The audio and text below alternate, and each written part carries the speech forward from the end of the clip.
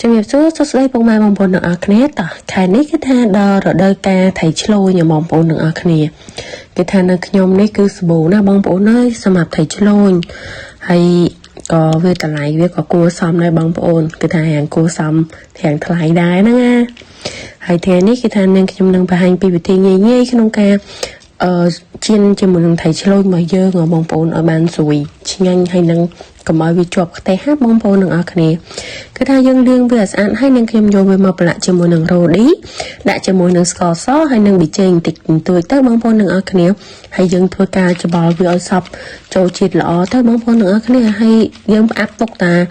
យៈពេលកន្លះម៉ោងអីទៅចាំយើងជីណាបងប្អូនគឺថាឲ្យវាចូលសព្វជាតិគ្នាល្អគឺថាមានធំខ្លះទូចខ្លះបងប្អូនគឺថាអូយតំណងមែនតែម្ដង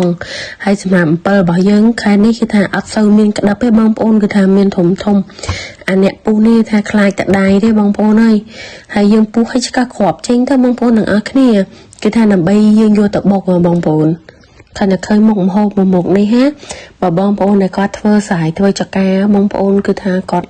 នឹកឃើញអនុស្សាវរីយ៍ដូចនាងខ្ញុំអីគឺថាការចំណន់មុនអីចឹងពេលម៉ាក់គាត់ទៅសាយអីចឹង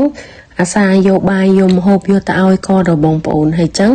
គឺថាទៅឆ្ងាញ់មែនតែញ៉ាំតាមភ្លឺសាយជាមួយនឹងថៃឆ្លូញជៀនបាយខ្ចប់ជាមួយនឹងស្លឹកចេកជាមួយនឹងអីហ្នឹងគឺថាឆ្ងាញ់មែនតែម្ដងហើយបើនិយាយពីរសជាតិវិញណាគឺថាយើងវាលក្ខណៈថាហិលហើយយើងញ៉ាំតាមភ្លឺសាយចេះទៀតណាមានអារម្មណ៍ថានឹកអនុស្សាវរីយ៍មែនតែបងប្អូនតែយើងមកចាប់ផ្ដើមបុកជាមួយនឹងអំពិលរបស់យើងសម្រាប់អំពិលរបស់យើងគឺថាយើងដាក់ជាមួយនឹងប៊ីចេងជាមួយនឹងស្ករហើយនឹងអំបិលហើយក្នុងនោះផងដែរនាងខ្ញុំក៏បានបន្ថែមជាមួយនឹងខ្ញីដែរបងប្អូនយើងធ្វើការបុកវាឲ្យម៉ត់ល្អមកបងប្អូនទាំងអស់គ្នាសម្រាប់អំពិលរបស់យើងនៅពេលដែលយើងឆ្កាស់ជាមួយនឹងគ្រាប់ប៊ីចេងបែបនេះគឺថាវាអត់សូវហាតឬមួយក៏លក្ខណៈថាញ៉ាំប៉ះគ្រាប់ទៅរៀងល្វីងអីណាបងប្អូនគឺថាអត់ទេគឺថាឆ្ងាញ់មែនតើបើបងប្អូនគាត់មានជាកសាំងគាត់អាចប្រើជាកសាំងក៏បានដែរអត់ជាបញ្ហាទេតែយើងមកចាប់ផ្ដើមជៀនជាមួយនឹងថៃឆ្លូញរបស់យើងបងប្អូនគឺថាយើងដាក់ខ្លាញ់ឲ្យក្តៅហើយនឹងខ្ញុំក៏ដាក់ជាមួយនឹងម្សៅបំពងបងប្អូនគឺថាយើងដាក់មកស្ពីបាយទៅ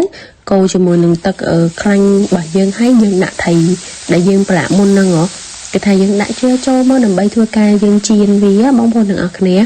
សម្រាប់មុខនេះហាគឺថាឆ្ងាញ់មែនតែម្ដងហើយញ៉ាំជាមួយនឹងបាយអូយបងប្អូនអើយគឺថាឆ្ងាញ់ណាស់ញ៉ាំអត់ដឹងបាយអត់ដឹងអីទេញ៉ាំចឹងនិយាយថាអត់ដឹងថាឆ្អែតទេបងប្អូនគឺថាចូលជាតិគ្នាមែនតែណាថៃឆ្លូញមកយើងគឺថាវាឡើងក្រហមល្អហើយបងប្អូនគឺថាយើងសងវាចេញមកដើម្បីយើងដាក់ជាមួយនឹងចានរបស់យើងបងប្អូនគឺថាក្លិនវិញណាឈ្ងុយមែនតែនមើលបងប្អូនគឺថាអត់មានជាប់ខ្លាញ់ឬមួយក៏ឡត់ជាមួយនឹងស្បែកថៃអីទេគឺថាអត់ទេហើយបើនិយាយពីរសជាតិវិញណាគឺថាឲ្យអ៊ុយតែម្ដងឆ្ងាញ់ណាស់បងប្អូនអើយអាចសាកធ្វើមួយមុខនេះញ៉ាំបាន